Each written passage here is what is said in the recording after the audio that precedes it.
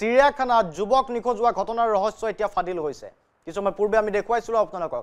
আৰক্ষীয়ে উদ্ধাৰ কৰিছে এতিয়া মেঘালয়ৰ যুৱকজনক। গুৱাহাটীৰ ভাড়াঘৰৰ পৰা উদ্ধাৰ কৰা হৈছে ছাত্ৰজনক। আত্মগোপন কৰি থকা অৱস্থাত উদ্ধাৰ কৰা হৈছে ছাত্ৰজনক। অৱশেষত ৰহস্য ফাদিল হৈছে, অৰ্থাৎ ছাত্ৰজনে কোনো প্ৰকাৰে চিৰিয়াখানাৰ বাহিৰলৈ ওলাই আহিছিল। কিন্তু কি ধৰণে ওলাই আহিল, কি উদ্দেশ্যৰে ছাত্ৰজন চিৰিয়াখানাৰ ভিতৰত প্ৰৱেশ কৰিছিল সেয়া জানিব লাগিব। কাৰণ চিৰিয়াখানাৰ ভিতৰত প্ৰৱেশ কৰি হঠাৎ অন্তৰ্ধান হোৱা ঘটনাক কেন্দ্ৰ কৰি সমগ্ৰ ৰাজ্যতে চাঞ্চল্যৰ সৃষ্টি হৈছিল। এচক ভিতৰত প্ৰৱেশ কৰাৰ দৃশ্য চিচিটিভিত বন্দী হৈছিল, ওলাই অহাৰ দৃশ্য নাই।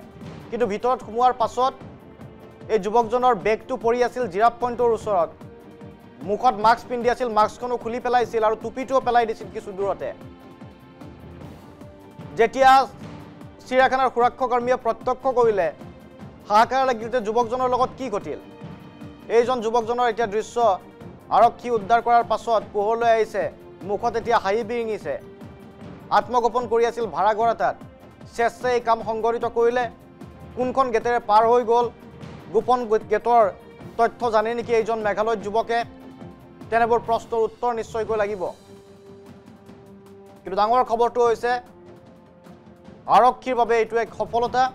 অৱশেষত উদ্ধাৰ কৰা হৈছে যুৱকজনক, আৰু এতিয়া যুৱকজনক সোধ-পোছৰ পাছত পোহৰলৈ আহিব কি উদ্দেশ্যৰে যুৱকজনে তাত প্ৰৱেশ কৰিছিল আৰু অন্তৰ্ধান হৈ কি ধৰণে বাহিৰলৈ আহিল, ভাড়াঘৰ কি ধৰণে পালে।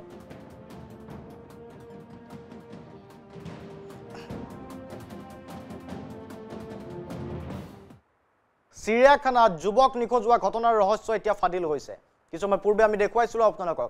আৰক্ষীয়ে উদ্ধাৰ কৰিছে এতিয়া মেঘালয়ৰ যুৱকজনক। গুৱাহাটীৰ ভাড়াঘৰৰ পৰা উদ্ধাৰ কৰা হৈছে এই ছাত্ৰজনক। আত্মগোপন কৰি থকা অৱস্থাত উদ্ধাৰ কৰা হৈছে ছাত্ৰজনক। অৱশেষত ৰহস্য ফাদিল হৈছে, অৰ্থাৎ ছাত্ৰজনে কোনো প্ৰকাৰে চিৰিয়াখানাৰ বাহিৰলৈ ওলাই আহিছিল। কিন্তু কি ধৰণে ওলাই আহিল, কি উদ্দেশ্যৰে ছাত্ৰজন চিৰিয়াখানাৰ ভিতৰত প্ৰৱেশ কৰিছিল সেয়া জানিব লাগিব। কাৰণ চিৰিয়াখানাৰ ভিতৰত প্ৰৱেশ কৰি হঠাৎ অন্তৰ্ধান হোৱা ঘটনাক কেন্দ্ৰ কৰি সমগ্ৰ ৰাজ্যতে চাঞ্চল্যৰ সৃষ্টি হৈছিল। এচক ভিতৰত প্ৰৱেশ কৰাৰ দৃশ্য চিচিটিভিত বন্দী হৈছিল, ওলাই অহাৰ দৃশ্য নাই। কিন্তু ভিতৰত সোমোৱাৰ পাছত এই যুৱকজনৰ বেগটো পৰি আছিল জিৰাফ পইণ্টৰ ওচৰত।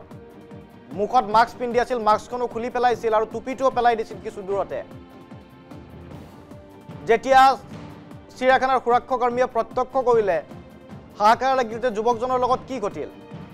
এইজন যুৱকজনৰ এতিয়া দৃশ্য আৰক্ষী উদ্ধাৰ কৰাৰ পাছত পোহৰলৈ আহিছে, মুখত এতিয়া হাঁহি বিৰিঙিছে।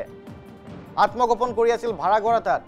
স্বেচ্ছাই এই কাম সংঘটিত কৰিলে, কোনখন গেটেৰে পাৰ হৈ গ'ল, গোপন গেটৰ তথ্য জানে নেকি এইজন মেঘালয়ৰ যুৱকে, তেনেবোৰ প্ৰশ্নৰ উত্তৰ নিশ্চয়কৈ লাগিব। কিন্তু ডাঙৰ খবৰটো হৈছে আৰক্ষীৰ বাবে এইটো এক সফলতা। অৱশেষত উদ্ধাৰ কৰা হৈছে যুৱকজনক, আৰু এতিয়া যুৱকজনক সোধ-পোছৰ পাছত পোহৰলৈ আহিব কি উদ্দেশ্যৰে যুৱকজনে তাত প্ৰৱেশ কৰিছিল আৰু অন্তৰ্ধান হৈ কি ধৰণে বাহিৰলৈ আহিল, ভাড়াঘৰ কি ধৰণে পালে।